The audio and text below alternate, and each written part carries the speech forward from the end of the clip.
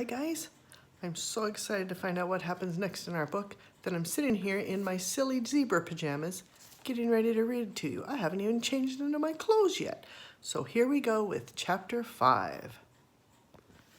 My father meets some tigers.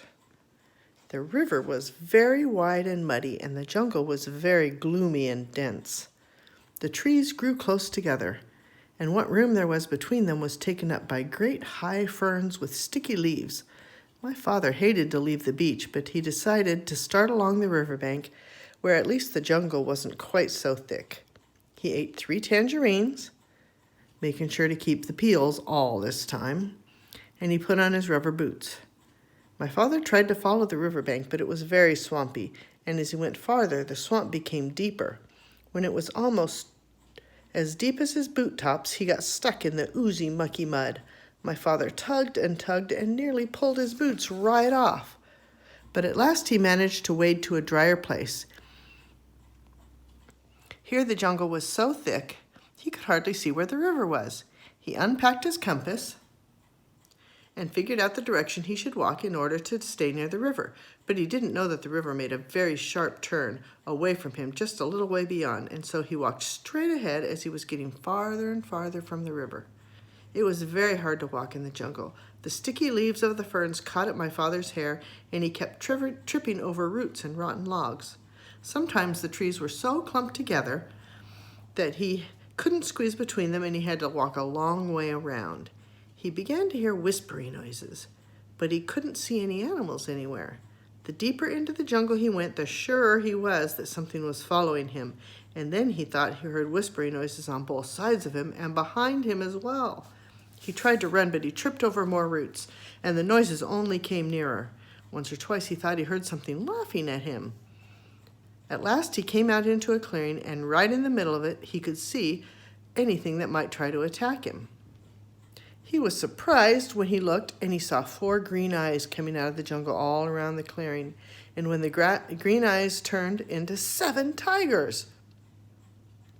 The tigers walked around him in a big circle, looking hungry all the time, and then they sat down and began to talk. "I suppose you thought we didn't know you were trespassing in our jungle." Then the next tiger spoke. "I suppose you're going to say you didn't know it was our jungle." "Did you know that not one explorer has ever left this island alive?" said the third tiger. My father thought of the cat and knew this wasn't true, but of course he had too much sense to say so. One doesn't contradict a hungry tiger. The tigers went on talking in turn. "You're our first little boy, you know. I'm curious to know if you're especially tender. Maybe you think we have regular meal times, but we don't. We just eat whenever we feel hungry," said the 5th tiger. "And we're very hungry right now. In fact, I can hardly wait," said the 6th. "I can't wait," said the 7th tiger. And then all the tigers said in a loud voice, "Let's begin right now," and they moved in closer. My father looked at those 7 hungry tigers, and then he had an idea. Quickly, he opened his knapsack and took out the chewing gum. The cat had told him that the tigers were especially fond of chewing gum, which was very scarce on the island. So he threw them each a piece, but they only growled. "As fond as we are of chewing gum, we're sure we'd like you even better," and they moved so close that he could feel them breathing on his face. "But this is very special chewing gum," said my father. "If you keep on chewing it long enough, it will turn green, and then if you plant it, it will grow more chewing gum. And the sooner you can start chewing, the sooner you'll have more." The tiger said, "Oh, what you don't say, isn't that fine?"